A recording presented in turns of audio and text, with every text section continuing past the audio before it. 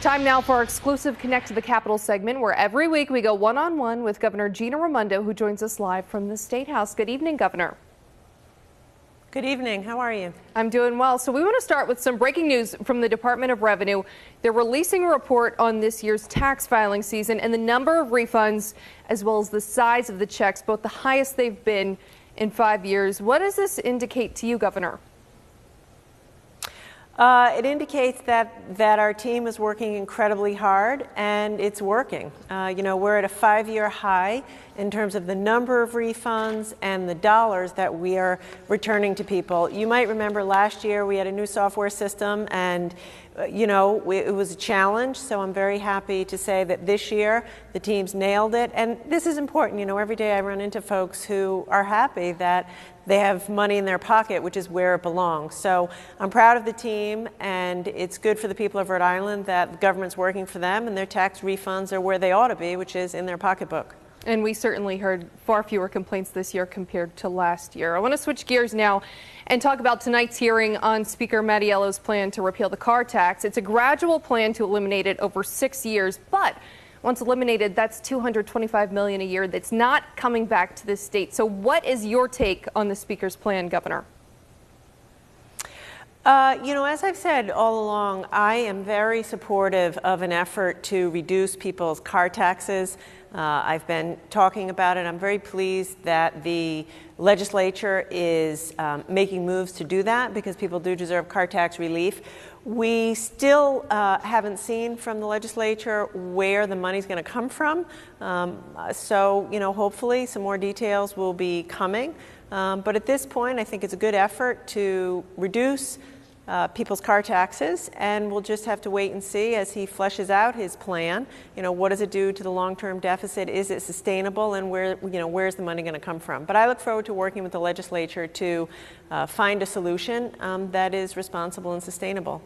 Do you feel like the Speaker's bill would have an impact on your tuition bill? Is it one or the other, eliminate the car tax or bring free tuition to Rhode Island? I firmly believe that we ought to do both. People deserve a break on their car taxes. We have one of the highest in the country.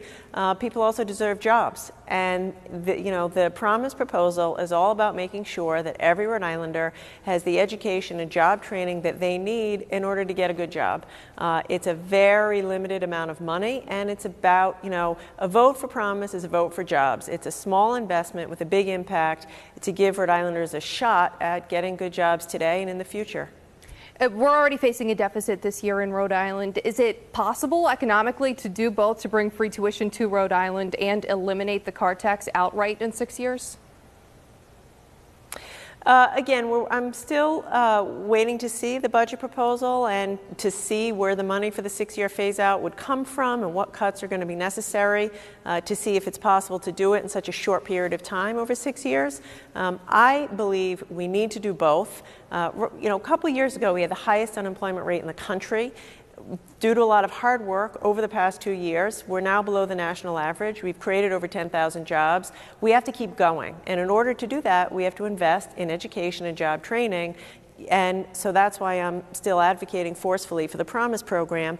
And I do think that it is very possible to find a compromise that enables us to do both. All right. Let's talk about TF Green now, because they've had a very busy last few weeks. Today, this morning, they announced yet another new airline coming to TF Green in Warwick. What's your take on all these new flights? Are we going to have to start expanding the airport at some point, Governor? That would be a good thing, right? We are getting a longer runway, which is terrific. Again, this just speaks to the fact that Rhode Island's on the move and we have a lot of momentum. I was delighted to welcome the new airline today to Rhode Island. A couple weeks ago, it was Frontier. Before that, it was Norwegian. Since the beginning of this year, we've welcomed 3 new airlines that are bringing us 13 new flights domestically and all around the world, direct flights. So, we know that this is, key to the economy. Businesses want to be in places with a good airport. By the way, these flights at $38 to Florida, that's a wonderful thing. When I was a kid, we sat around and we said, where are we going on vacation? We were driving to New Hampshire. At these prices, the average Rhode Island family maybe could get away and fly somewhere. So it's good all around. It's a good day for Rhode Island, and it's just a testament that we have momentum and the wind's at our back. Yeah, $38 is insanely cheap. Governor, thank you so much for joining us this evening. Thank you. Have a good night.